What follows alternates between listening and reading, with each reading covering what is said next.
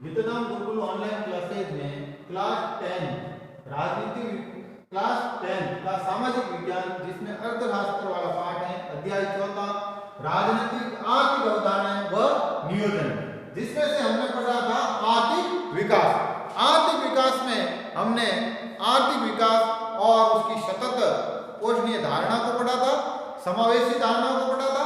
आज हम पढ़ेंगे मानव विकास। मानव विकास की अवधारणा 1990 के मानव विकास सूचकांक की रचना के साथ मुकर हुई। ये नई अवधारणा है। क्या है? नई अवधारणा है जो 1990 ईस्वी में मानव सूचकांक मानव विकास सूचकांक की वजह से है जो अस्तित्व में आई है। महबूब उल हक के नेतृत्व में संयुक्त राष्ट्र विकास कार्यक्रम द्वारा 3 व्यापक आयामों तथा यथा ज्ञान, स्वास्थ्य और जीवन स्तर को शामिल करते हुए मानव विकास के स्तर नापने के लिए एक सूचकांक तैयार किया गया। महबूब उल हक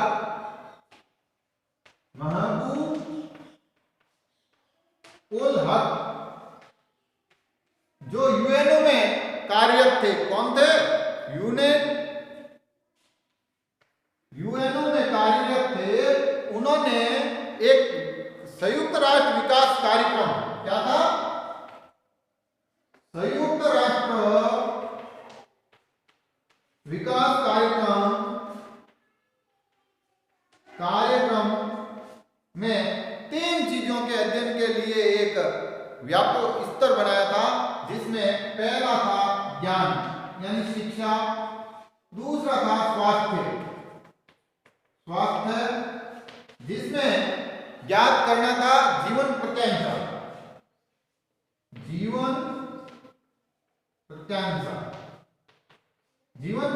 कहते हैं जो हमारी औसत उम्र है जीने की। पहले 40 साल थी, कोई जमाने में 11 भी थी, फिर 40 हुई, आजकल 60 है।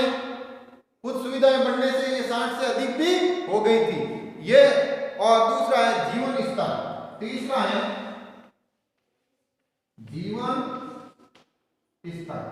जीवन स्तर में प्रति व्यक्ति आय को ज्ञात करना था। क्या करना था? प्रति व्यक्ति आय को शामिल करना था। इन 3 चीजों से मानव विकास सूचकांक तैयार किया गया था। उस आधार पर यह सूचकांक इसलिए तैयार किया गया कि विकास परिणामों का मूल्यांकन करने की अंतिम कसौटी मनुष्य के विकल्पों का विस्तार होना चाहिए और आर्थिक प्रक्रिया में एक आर्थिक वृद्धि का साध्य नहीं। इस सूचकांक ने विकास के मुद्दों को अर्थ केंद्रित से मनुष्य केंद्रित बना दिया। यह राष्ट्रों के कल्याण और विकास को मापने तथा विभिन्न राष्ट्रों के बीच तुलना करने हेतु एक प्रभावी, यानी पहले ये अर्थव्यवस्था नापने का सूचकांक नहीं था, लेकिन अब ये अर्थव्यवस्था को नापने का नहीं है, व्यक्ति के कार्यों को, व्यक्ति की स्तर को, जिंदगी को नापने का तौर तरीका है। इससे एक राष्ट्र के विकास और उन्नति के बारे में पता चलता है।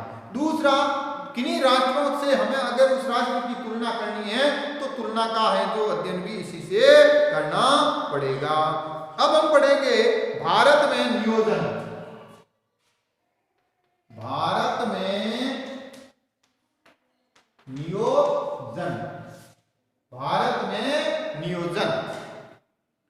हम समय, धन आदि संसाधनों का प्रयोग इस प्रकार करना चाहते हैं कि अधिकतम कार्यों को उन संसाधन के उपयोग द्वारा सही ढंग से संपन्न किया जा सके।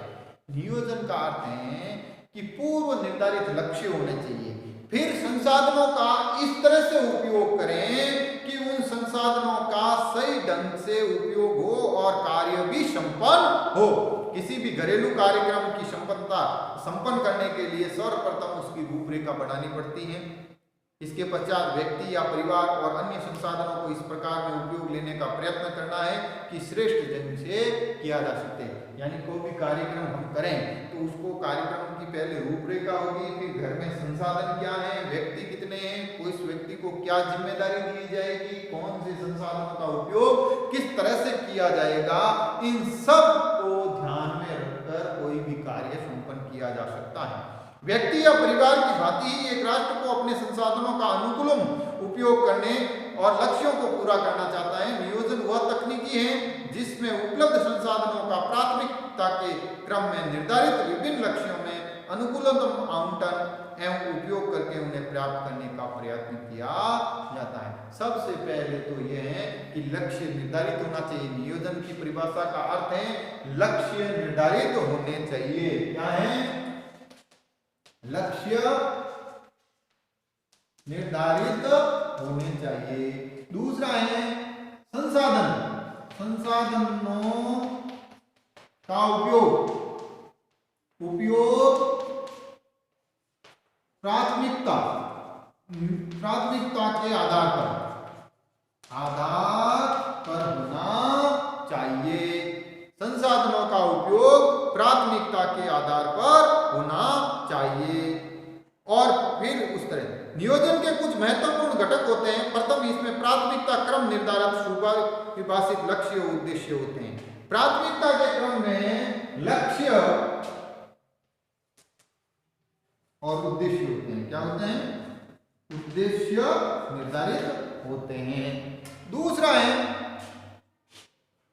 इसमें द्वितीय है उपलब्ध संसाधनों का अनुमान लगाया जाता है।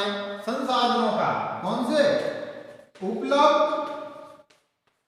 संसाधनों का अनुमान लगाया जाता है। तीसरा है अनुमान लगाकर संसाधनों का विभिन्न लक्ष्यों की प्राप्ति हेतु अनुकूलम आवंटन। क्या? संसाधनों का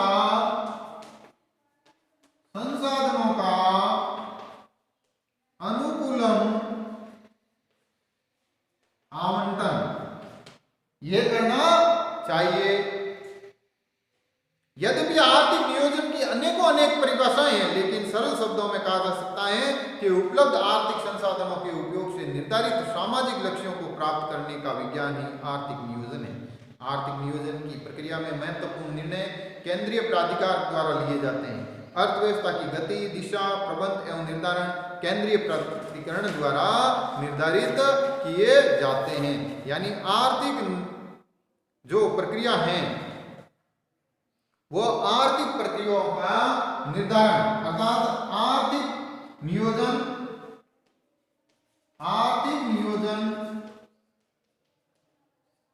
केंद्रीय प्राधिकरण अर्थात केंद्रीय सत्ता, कौन? केंद्रीय सत्ता के अधीन आता है। नियोजित संसाधनों का उपयोग करके लक्ष्यों को प्राप्त करने की एक तकनीकी है। इस तकनीक का उपयोग एक राष्ट्र अनेक क्षेत्रों में निर्धारित लक्ष्यों को प्राप्त करने के लिए कर सकता है, जैसे परिवार नियोजन, वित्तीय नियोजन। जब नियोजन की तकनीक का उपयोग अर्थव्यवस्था के वांछित और आर्थिक लक्ष्यों की प्राप्ति हेतु किया जाता है तो वो आर्थिक नियोजन कहलाता है। नियोजन की अनेक परिभाषाएं, जैसे आर्थिक नियोजन है, फाइनेंशियल नियोजन है। उसी तरह अगर अर्थव्यवस्था को सही ढंग से अगर विकसित करने का कोई है या विकास करने का कोई नियोजन है तो वो आर्थिक नियोजन। राष्ट्रीय स्तर पर आर्थिक नियोजन की सर्वसंघ पहले जो सोवियत संघ द्वारा अपनाई गई। ये जो आर्थिक नियोजन की प्रक्रिया है सर्वप्रथम कहां पर अपनाई गई?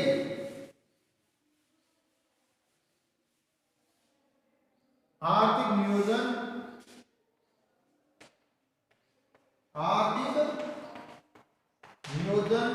का प्रथम यूएसएसआर सोवियत संघ द्वारा, इसके सोवियत संघ द्वारा ये प्रक्रिया अपनाई गई और 1928 में, कब? 1928 ईस्वी में इसको अपनाया गया था तथा पंचवर्षीय योजनाओं के माध्यम से विकास का मार्ग अपनाया गया और 5 वर्ष अवधि निर्धारित विकास कार्यक्रमों के लिए कार्यक्रमों के लिए जो अवधि थी वो 5 वर्ष थी। क्या थी? 5 वर्षों के लिए या 5 वर्षों के लिए कार्यक्रम निर्धारित किए गए, जिसे पंचवर्षीय कहा जाता है। इसकी प्रथम पंचवर्षीय योजना अपने आप में एक क्रांति सिद्ध हुई। स्वतंत्रता पश्चात के बाद भारत में तीव्र विकास के लिए राष्ट्रीय स्तर पर आर्थिक नियोजन के मॉडल को अपनाने वालों राष्ट्रों की सूची में शामिल हो गया। और भारत ने भी ये प्रणाली यूएसएसआर से ली। क्या? भारत ने भी इससे जो सोवियत संघ से अपनाया, यूएसएसआर से अपनाया। आर्थिक नियोजन के विचार ने भारतीय विद्वानों और बुद्धिजीवियों को अत्यधिक प्रभावित किया। 1930 से 40 के दशक में भारत के विभिन्न विद्वानों ने नियोजन हेतु अनेक प्रस्ताव रखे। उनके द्वारा विकास का कार्यक्रम का समर्थन किया गया। आर्थिक नियोजन के इतिहास में प्रथम प्रयास 1934 में। आर्थिक नियोजन का प्रथम प्रयास 1934 ईस्वी में किसके द्वारा किया गया था? डॉक्टर सर एम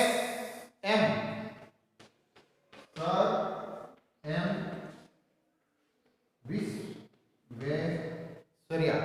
कौन? विश्वेश्वरैया।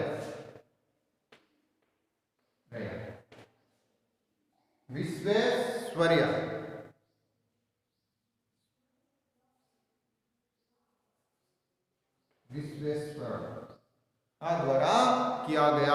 उन्होंने अपनी पुस्तक प्लान्ड इकोनॉमी ऑफ इंडिया में भारत में नियोजन के लिए कार्यक्रम प्रस्तुत किया। स्वतंत्रता के पश्चात प्रथम पंचवर्षीय योजना निर्माण हेतु भारत सरकार ने एक संकल्प द्वारा 1950 में योजना आयोग की स्थापना की। इसका मुख्य कार्य देश में संसाधनों का आकलन का था। तो कल हम योजना आयोग और उसके निर्धारित कार्यक्रम